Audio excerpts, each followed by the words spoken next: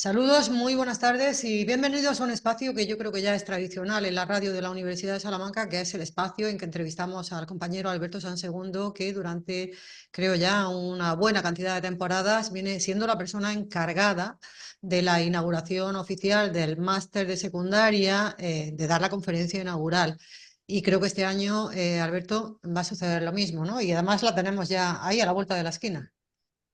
Sí, hola, ¿qué tal? Buenas tardes. Sí, efectivamente, la ceremonia de inauguración es el martes, día 1 de octubre, a las Mm. 4:30 de la tarde, en la Facultad de Educación. Es un acto formal.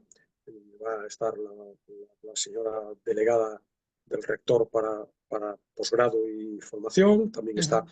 presente una vicedecana de docencia de la Facultad de Educación, la propia directora del máster. Y bueno, como cierre del show, me toca a mí dar la conferencia. Yo creo que la parte esperada, seguramente todos los años, porque son Bueno, esperada conferencias muy por reiterar. imaginativas, Alberto, muy imaginativas. Yo creo que las intentas siempre hacer pues que tengan interés para la gente, ¿no? Porque si no, fíjate, ¿no? Sí, sí, bueno, a ver, la idea fundamentalmente, primero lo de la reiterada. Este es el 12º año consecutivo en el que me toca dar la conferencia, ¿no? Y sí, se trata de, yo creo que es la clave de la enseñanza, en cierto modo, ¿no? Aquello clásico, ¿no? Del clásico, en definitiva, ¿no? Instruir deleitando. Ujú. Eh, yo creo que en este momento, en el ámbito educativo, yo creo que ahí se vuelca un poco sobre todo en secundaria, ¿no? Se vuelca un poco la balanza hacia el lado del deleite, del Mm. entretenimiento, del juego, de la diversión. Y yo creo que los dos elementos son importantes. Entonces, bueno, sobre todo para alguien que va a ser para 300 alumnos, que son los que, a fin de cuentas, cifra arriba, cifra abajo, están matriculados en el máster cada año, que van a ser profesores en un futuro, suerte, inmediato. Pues, intentar no disuadirlos, por lo menos, en el primer Que día no de sus piensen dónde me he estudios. metido yo, dónde me he metido Claro, yo, ¿no? intentar Bueno, que la haga verdad es que es un algo. máster, Alberto, es el máster que tiene más acogida por parte de, vamos, de todos los másteres que hace la Universidad de Salamanca, este que sirve para prepararse para ser profesor de secundaria. Que yo no sé, el salón de actos, Alberto, no sé si cabe, me imagino, no sé si cabe los 300 alumnos en ese salón de actos de la Facultad de Educación, que es el edificio Cosío en Canalejas. ¿Qué capacidad tiene el salón de actos?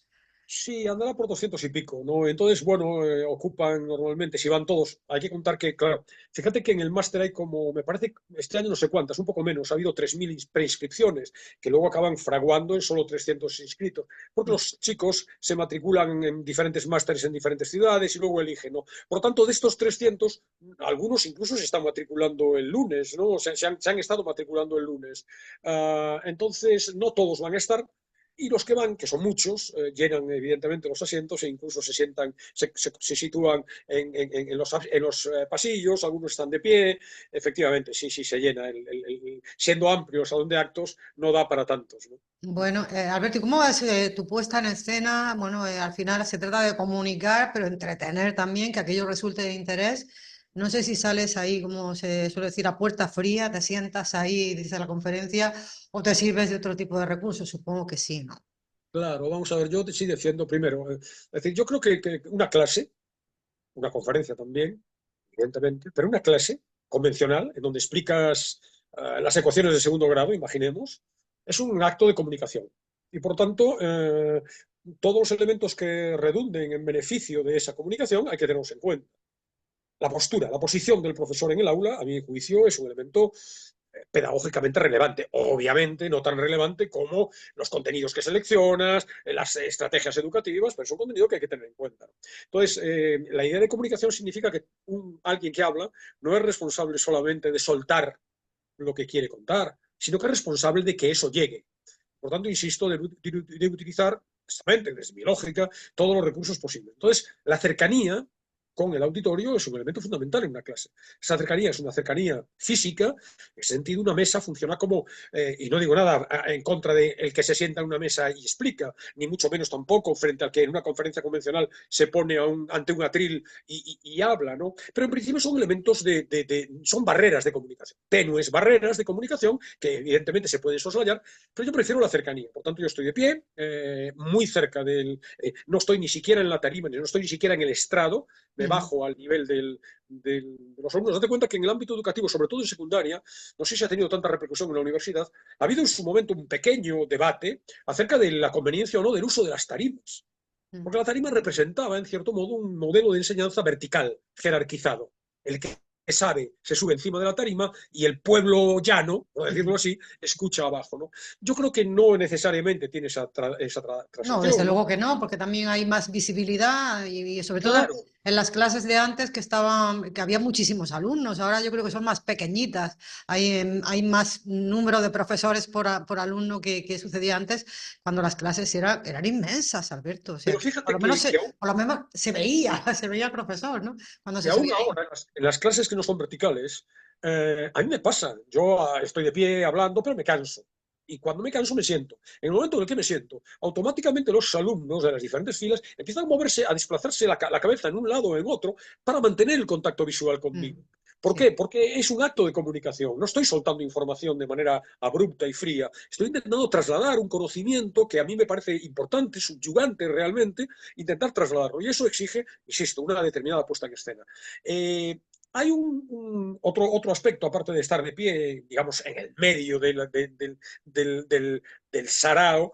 Hay otro elemento que me parece relevante, que está muy estudiado. De esto hemos hablado en el programa de todos los libros, un libro, yo creo que hace unas semanas, ¿no? Que es lo que se llama, está acuñado como codificación dual, ¿no? Aquel discurso verbal llega mejor si además se acompaña de un estímulo visual coincidente, que no sea un obstáculo. Muchas veces los No, profesores ponemos fíjense que se ha diapositivas. traído Alberto hasta Angelina Jolie, ha estado en... Claro, claro, en la conferencia de hace un par de años, ¿no? Claro, fíjate que normalmente las diapositivas se ponen y son demasiado densas, con muchísimo texto, y esto diluye el mensaje verbal, oral, que quieres transmitir, porque o se te escucha, o se te sigue, o se lee el texto. Ambas cosas no son compatibles. Pero un pequeño fogonazo visual que ejemplifique en una imagen aquella idea fundamental que estás intentando transmitir es eficaz. Por tanto, también juego con una presentación convencional, pero no convencional en el sentido de texto, etcétera, sino, bueno, imágenes alusivas que representen de algún modo gráfico y llamativo, a ser posible, que quede en el recuerdo la idea o ideas que quiero transmitir. Bueno, muchas de esas conferencias sí que tienen muchos guiños al cine. Alberto, yo creo que es un cinéfilo empedernido. Creo que el año pasado, además, yo no sé si se hablaba de los pájaros, de la película Los pájaros, de Tippi Hedren, no lo sé, pero el caso es que este año hay pájaros de nuevo y que se van a quedar cantando, además, esos Se va pájaros. a Háblame un cantar. poco del, no el contenido, porque eso habrá que ir a escucharte o a verte, pero ¿qué es lo que pretendes con la conferencia de este año? Y se quedarán los pájaros cantando. Ese es el título, y se quedarán los pájaros cantando. Bueno, no puedo desvelar lo sustancial, y entonces dices que hay que ir a verlo. Bueno, la conferencia se graba, Ujú. se emite en streaming, precisamente porque no cabe todo el mundo en el auditorio. Luego se sube al canal de YouTube del máster, en la página del máster, y yo mismo, cuando la tenga, me la pasen a mí, la pasaré al canal de YouTube mío personal de todos los libros un libro, ¿no? De manera que quien esté interesado va a tener ocasiones de poder verla con detenimiento. Entre otras razones, porque va a haber también, puede merecer la pena, porque lo que ahora lo contaré, la lógica es inducir a la reflexión, y esa reflexión se puede hacer sobre la marcha mientras estás en la conferencia, pero también de una manera más meditada, más mesurada, para el caso de los alumnos del máster a lo largo del curso, o incluso, si tengo suerte y lo que cuento puede calar, a lo largo de todas sus vidas, porque lo que pretendo es dejar ahí unos elementos que puedan servir para la reflexión, ¿no? Además, va a haber unas bastantes referencias bibliográficas de libros que me parecen sustanciales, que deberían leerse, y que, bueno, no estoy como para en el curso de la conferencia hacer el detalle de la referencia concreta, y por tanto, al quedar grabado, pues luego quien quiera puede acercarse y ver cómo en pantalla aparece la imagen del libro correspondiente si están interesados en él. No puedo desvelar el título, porque el título, como siempre, contiene un guiño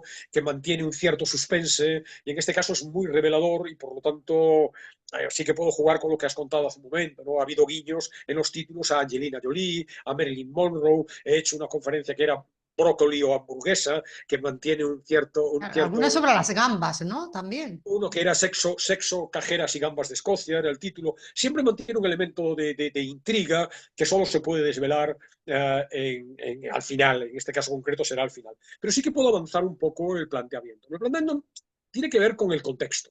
Son chicos que son graduados de sus diferentes materias, matemáticas, historia, biología, latín, y que quieren ser profesores de esas especialidades. Este es un máster profesionalizante. término feo, pero que describe efectivamente de qué se trata. Es un máster que habilita para la profesión docente. Entonces, claro, son chicos que quieren ser profesores y por tanto de lo que se trata, llevando las cosas fuera ya de broma a lo que comentaba hace un rato, no se trata de no disuadirlos, de la poca o mucha vocación que tengan por la docencia, que este acto inaugural no los haga salir escopetados a buscar otro máster que encaje mejor en su sensibilidad, digamos, ¿no? Pero de lo que se trata es de despertar la reflexión sobre una serie de elementos generales. Evidentemente no se va a entrar en técnicas concretas, en aspectos particulares, de cómo se trabaja, yo qué sé, los contenidos, o qué tipo de metodologías, qué tipo de técnicas educativas. No entro en detalles, sino que es una reflexión general sobre ciertos elementos que, que bueno, después de una vida de docente, fíjate que la conferencia tiene un Es que subtítulo. tiene un subtítulo que no suelen tener subtítulo, estas conferencias tuyas, apuntes de una vida en la docencia. Supongo que tiene Claro, también mucho de biográfico, ¿no? Y de esa es la conocimientos idea. propios. Claro, habrá batallitas en el sentido de lo biográfico. Claro, va a haber batallitas. Yo soy un contador de batallitas fundamentalmente, pero lo esencial es dejar encima de la mesa una serie de elementos de reflexión a los que yo he llegado por la propia experiencia, pero también por el análisis o la reflexión yo mismo sobre ciertos elementos de la práctica docente que, bueno, muy modestamente pienso que pueden resultar útiles en un primer día de vida como profesores bueno, para primero estimular el interés por la profesión y en segundo lugar, pues dejar, como digo, notas que puedan ser revisadas a lo largo de sus vidas, siendo optimista a lo largo de sus vidas, y que les hagan recapacitar, reflexionar en un sentido o en otro. No pretendo, soy categórico en la necesidad de que un profesor reflexione sobre su práctica docente. Es más, creo que ser profesor es ser alguien que reflexiona sobre la práctica docente. Yo llamo a esto, y lo contaré en la conferencia, lo puedo anticipar, la condición de metaprofesión de la profesión docente. Hay profesiones que no son metaprofesiones. eh, alguien que estudia automoción tiene que saber cambiar la chapa de un coche, me imagino, o arreglar un motor. Pero no se está, en su profesión no está de una manera sustancial la pregunta, la reflexión permanente acerca de qué significa ser técnico. Un arquitecto, por el contrario, sí que tiene dosis altas de meta profesión. Ser arquitecto es plantearte permanentemente, cuestionar tu propia profesión. ¿Qué significa ser arquitecto? ¿Tengo que atender el criterio del cliente? ¿Debo plegarme a un criterio social en mi construcción? ¿Debo atender al medio ambiente? ¿Debo conectar con el espíritu artístico, cultural de la época? Ser arquitecto supone plantearse preguntas. Ser profesor consiste en plantearse constantemente preguntas. Decenas, centenares de preguntas. Entonces, esa es la finalidad última, despertar una especie como de lucecita que se encienda en sus vidas este primer día y que la mantengan encendida a lo largo de toda su carrera con preguntas que pueden resultar intelectualmente y académica y profesionalmente estimulantes. Yo creo que el máster de formación del profesorado, si debe enseñar algo, debe enseñar preguntas. Evidentemente debe dar pistas para poder responderlas, pero fundamentalmente debe preguntar. Fíjate, por si a alguien le está pareciendo demasiado abstracto lo que estoy contando. ¿Qué hay que enseñar? Sí, la Además, se revolución. dice que es muy importante ya el hecho de hacer una buena pregunta o que las preguntas son fundamentales. Hoy en día, Evidentemente. cuando todo está al alcance de la mano, las respuestas están, ¿no? Pero que las preguntas es seguramente en lo que tendremos que profundizar mucho más, hacer Claro, buenas fíjate preguntas, ¿no? que en el caso de la inteligencia artificial funciona por prompt. Hay que hacerle preguntas. Y si Mm. preguntamos bien, la contestación es buena o mala, ¿no?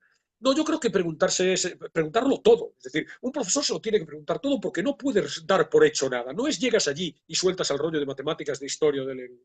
No es coger, en el caso de secundaria, un libro de texto y tirar hacia adelante. Si efectivamente la enseñanza en secundaria, másteres de formación del profesorado de secundaria, consistiera en eso, no necesitamos un máster. Coge el libro, lo lees y ya está. Y lo explicas a tu aire, ¿no? No, no. Hay que preguntárselo todo. Lo relevante, lo sustancial, lo que te decía hace un momento.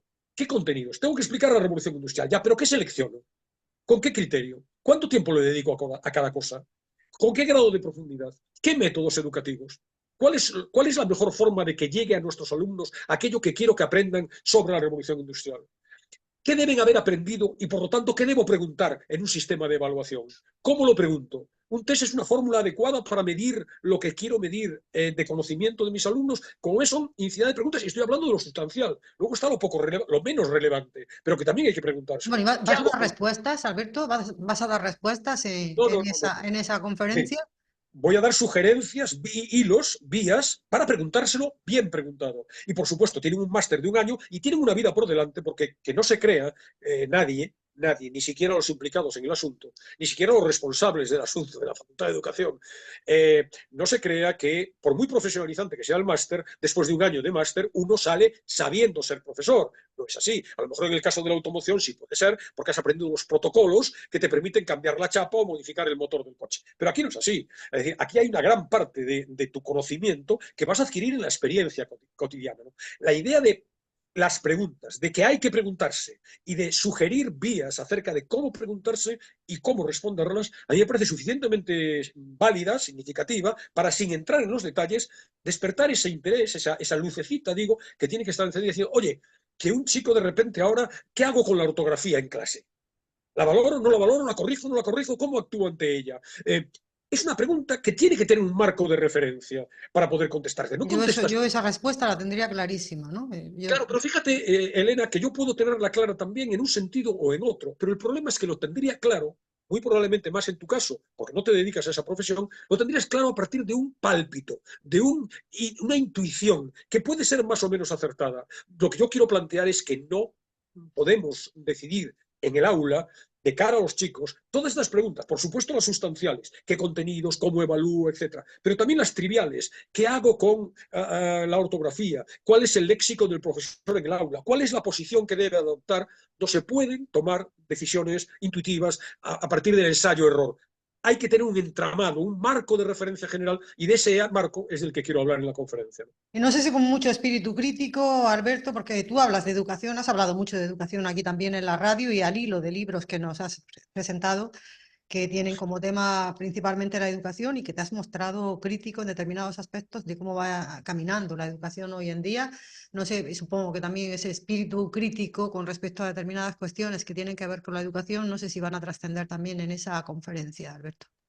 Sí, es inevitable. No, a ver, voy a ser un poco pedante, ¿no? Yo creo que pensar es pensar críticamente. Si no, no es pensar. Entonces, lo que ocurre es que en este momento la idea del espíritu crítico, de ir a contracorriente, bueno, acaba convirtiéndose en una especie a su vez, poder establecido, ¿no? En este momento es o estoy a favor del sistema o estoy en contra del sistema. Y el estar en contra del sistema es a su vez otro sistema.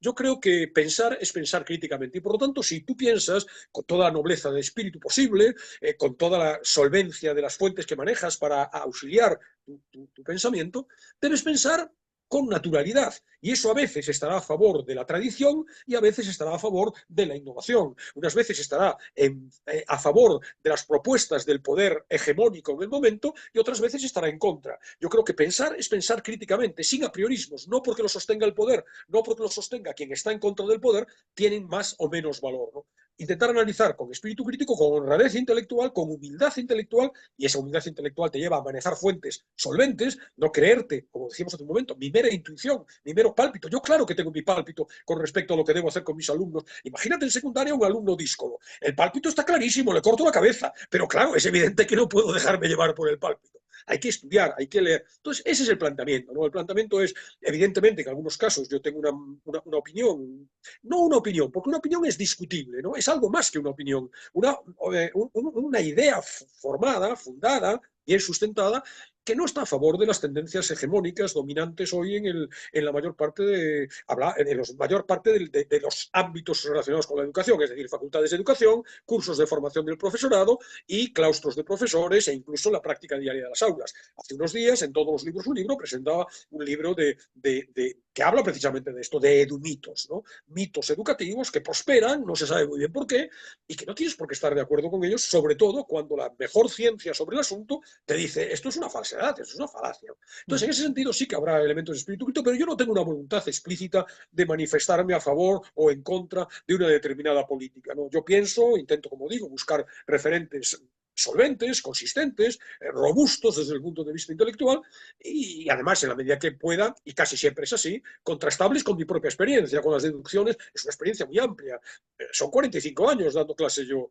Entonces, claro, hay Alberto cuando mucha real. nació ya empezó a dar clases, en el Sí, mismo yo empecé momento en de la su guardería. nacimiento Yo daba clases dio su con 3 primera años en clase. la Ahí guardería. ya empezó a cantar. Sí, sí. Entonces, claro, esa es la finalidad. No es el lugar de entrar en detallitos, ¿no? No es el momento, no tienen tampoco la formación suficiente los chicos con respecto a educación, que están empezando, van a empezar esa tarde, ¿no? Entonces, Qué es simplemente emocionante, plantear Alberto, ese ¿no? marco. Yo me imagino que tiene que ser muy emocionante. Tú llevas 12 años, ¿no? Ya impartiendo estas conferencias, supongo que en el máster quizás lleves incluso más tiempo. Sí. Supongo que es emocionante, ¿no? Recibir cada año una nueva jornada de jovencísimos chicos y chicas, en su mayoría, serán muy jóvenes, que quieren ser profesor, que quieren dedicarse a la enseñanza. Supongo que es muy emocionante. Esta será seguramente tu primer contacto con ellos. Luego ya cuando empiezan las prácticas volverás a tener contacto. Háblame un poquito, ¿no? De ese contacto que se establece con los chicos y las chicas que han elegido la Universidad de Salamanca para este máster en profesor de educación secundaria. Sí, fíjate, este es mi curso 45º, es decir, he cumplido 44 años como profesor de secundaria, cerca de 30 ya en contacto con la Facultad de Educación, primero en el CAP, que es el antecedente del máster, y 15, desde que empezó, en el máster. Y de esos 15, 12 con esa conferencia inaugural, ¿no? Y hablas de emoción, sí, sí, claramente emoción, ¿no? Teñida también y de decepción. Están los dos sentimientos, las dos emociones, digamos, ¿no? Hay una idea de optimismo, de ilusión. A mí me entusiasma enseñar. Y lo voy a decir de una manera muy personal, ¿no? Y a lo mejor también puede resultar pretencioso quizá a alguien, ¿no? Yo me he pasado toda mi vida absorbiendo, absorbiendo cultura, por resumir. Leyendo, yendo al cine, haciendo exposiciones, viajando, hablando, he tenido un Formándote, interés, formándote, formándome, he tenido un formándote. interés extraordinario, formándome al margen de lo formal, digamos, ¿no? Mm. Un interés extraordinario por el mundo cultural, por decirlo así, ¿no? Es un mundo que disfruto enormemente. Y en un momento determinado de mi vida, que no fue cuando empecé a ser profesor, sino un poco después, me di cuenta de que la metáfora es la de un estanque que rebosa. Quiero transmitir eso. Me entusiasma enseñar. Me entusiasma la belleza, por un lado, el placer del conocimiento, la belleza de los libros, de la música, del arte, que he podido disfrutar, que he tenido la fortuna de disfrutar, quiero compartirlo. Entonces, ahí está la idea de emoción inicial. Gente nueva que supuestamente, gente que quiere ser profesora y a la que quiero transmitirle con entusiasmo la belleza, la maravilla, la fascinación, el encanto del profesorado. Entonces, a mí, pero más que del profesorado, más que de la profesión docente, es el acto de enseñar. Sabes cosas que crees que son valiosas y, lo voy a decir de manera muy coloquial, me muero de ganas por transmitirlas. Y en el fondo, si te das cuenta, esa es la finalidad de los programas de radio aquí. Leo libros, en todos los libros un libro y los quiero transmitir. Oigo música y textos literarios, leo textos literarios que me interesan y los quiero compartir en Buscando Leones en las Nubes. Me entusiasma. Por tanto, está la idea de emoción de un año nuevo, un curso nuevo, gente que viene con la intención de hacerse profesores. Y digo, yo sé cosas, muchas cosas acerca de esto que creo que pueden seros valiosas. ¿Dónde está el matiz de decepción? Que no todo el mundo, en secundaria sin duda, también en la universidad, quiere aprender de la misma manera que yo quiero enseñar. Es decir, hay mucho yo diré en la conferencia, hablaré el profesor como burócrata. Hay muchos profesores frente al profesor, diríamos, apasionado. El profesor como burócrata los hemos sufrido todos y, bueno, llegas, cumple su trámite con mejor o peor solvencia, con más o menos dignidad, con mejor o mayor talento, pero no hay vida, ¿no? Tengo pasión por enseñar. Espero que quienes están del otro lado tengan pasión por aprender. Ya, pero al igual Y que no ocurre. no todos los No ocurre. profesores son apasionados, tampoco todos los estudiantes son apasionados, ¿no? Claro, y entonces ahí está la decepción. Lo que pasa es que yo tengo un carácter, eso es un temperamento, yo creo que tiene que ver con mi metabolismo, extraordinariamente optimista. Y entonces yo llevo muchas decepciones constantemente, Mm. constantemente. Por ejemplo, en la propia conferencia hay decepciones, porque estás hablando con toda pasión de ciertos aspectos, con toda pasión, y de nuevo seré inmodesto, con un cierto talento para contar cosas, con mucha experiencia, enfrentándome a auditorios, ¿no? Y sin embargo hay gente que está mirando el móvil, que Sí. está chateando. Mm. Entonces dices, chateando con otros, ¿no? Entonces, fíjate que es penoso, a mí me resulta doloroso. Cuando ves la grabación, yo ya este año voy a intentar que no haya chat en la grabación, en YouTube. Pero cuando luego ves la grabación y te sale el chat a un lado, la gente está diciendo, ¿dónde me puedo alojar en Salamanca? Está buscando piso para alojarse en Salamanca. Entonces, claro, decepción absoluta, frustración total. Estás transmitiendo tu vida, Ya no digo por la peculiaridad concreta de esta conferencia, que sí tiene que ver con apuntes de una vida en la docencia, pero en cualquier caso, aunque yo hable de las ecuaciones de segundo grado, que no hablo porque no soy de matemáticas, yo estaría transmitiendo mi vida con entusiasmo, porque creería que las ecuaciones de segundo grado son esenciales para mejorar la vida de mis alumnos. Y si no lo creo, no lo voy a enseñar.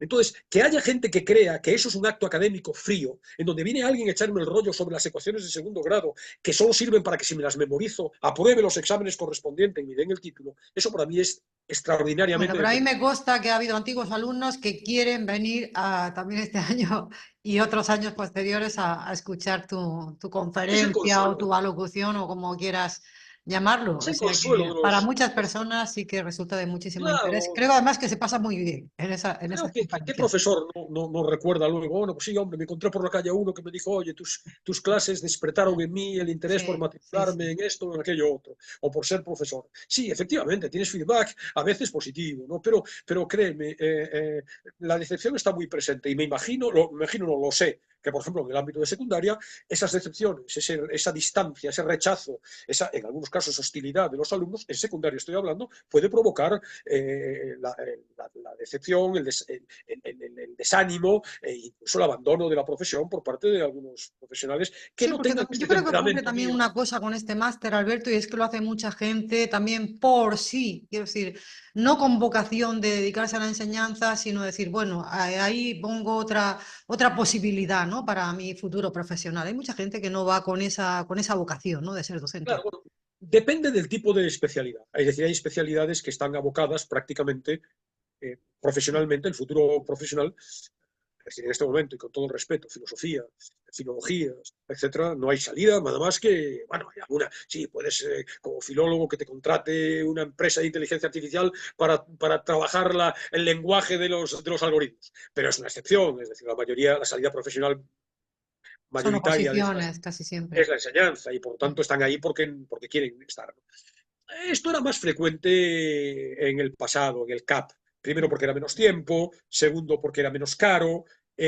Por todo ello, pues sí, yo por ejemplo en mi materia he tenido, en mi sola materia, ahora he hablado de 300 en todas las especialidades, que son 19 especialidades del máster. En la especialidad mía he llegado a tener en el CAP 100 alumnos. Bueno, abogados en ejercicio que dicen, bueno, pues voy a hacerme esto por si Sí. acaso algún día me toca la clase, ¿no? Pero no, ahora ese fenómeno no es tan relevante. La mayor parte de la gente supuestamente quiere dedicarse a la enseñanza. Para que hay especialidades, pues por ejemplo, matemáticas. Matemáticas es una especialidad en donde en los últimos años se registra una bajada en la matrícula, en el número de alumnos, porque en este momento los graduados en matemáticas se los disputa el mundo de la empresa, es decir, todo el mundo de informática, de los algoritmos, de las tecnologías, de las eléctricas, etcétera, requieren matemáticos, por tanto notamos una bajada, se está notando esa bajada en el ámbito de secundaria. Faltan profesores de matemáticas en los institutos y hay que ir a buscarlos a las listas del paro.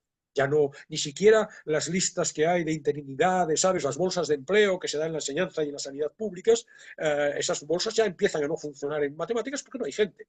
No hay gente, bueno, son eventualidades en función de la especialidad correspondiente. Pero en principio, la mayor parte de ellos sí que quieren ser profesores. Muy bien. Alberto, pues 16:30 horas, 1 de octubre, Salón de Actos de la Facultad de Educación. También se puede seguir en streaming, ¿no? En el cartel, además, y lo pondremos también en la página web de la radio, pondremos ese enlace para quien quiera escuchar pues ese acto inaugural de este máster, que es el más numeroso que tiene la Universidad de Salamanca, el máster universitario, vamos a decirlo todo. Máster universitario en profesor de educación secundaria obligatoria y bachillerato, formación profesional y enseñanza de idiomas, o más resumidamente, MUPES. Una última curiosidad, Alberto, porque habéis puesto un pajarito ahí muy bonito en el cartel, que también irá a la página web de la radio. Dime qué pájaro es, por qué se ha elegido ese pájaro, por qué se ha elegido esa imagen. Yo ese pájaro no lo conozco, no sé si es un jilguero Sí, o no, pero me despista creo, sí, mucho señor. el que tenga ese collarín azul, me despista un poco. Creo que es un ruiseñor, no lo sé, pero cuento el proceso, ya voy a destripar el proceso.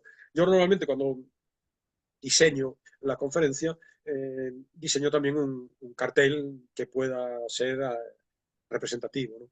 Evidentemente yo no tengo conocimiento de las técnicas de maquetación, de imagen, suficientes, ¿no? Como para hacer algo muy atractivo, ¿no? Entonces yo hago mi propio cartel y lo mando a la universidad y entonces en un servicio de la universidad que hace estas cosas, no sé si es reprografía, etcétera, sí. siempre lo traducen en el cartel originario mío, había unos pajaritos, efectivamente. Entonces, en este caso, es una fotografía personal de la persona que lo ha hecho, que es un aficionado de la naturaleza, hace fotografías de pájaros, y no solamente es el pájaro está sobre unas flores y la foto es Unas- real. Es decir, sí. el pájaro está sacada, no es un montaje, está el pájaro sobre las fotos. Y creo, yo también pregunté en su momento, ¿y qué Unas flores amarillas flor? preciosas. Sí, muy bonita, la imagen es Mm, preciosa. muy bonita. Y me han dicho que, creo recordar, pues no me acuerdo muy bien, me lo dijeron porque lo tuve que preguntar, creo que es un ruiseñor. Y yo lo único que me interesa es decir, bueno, no sé cuál es, pero cantará, ¿no? Y efectivamente es un pájaro que canta. Porque la idea de que los pájaros cantan va a ser sustancial. Por tanto, al que no le interese lo que acabo de contar y por tanto la conferencia en sí no le vaya a interesar, que se acerque solamente, aunque sea por vía virtual, para ver si los pájaros acaban cantando o no acaban cantando Muy al bien. término de la ponencia. Bueno, pues ya lo desvelaremos entonces al final de esa conferencia que vamos a seguir, por supuesto, también aquí en la emisora universitaria. Alberto, como siempre, un placer. Estas entrevistas, pues, que se han convertido ya en una rutina de cada curso académico. Muchísima suerte, seguro que lo vas a hacer perfectamente y hasta una próxima ocasión. Muy bien, gracias. Hasta luego.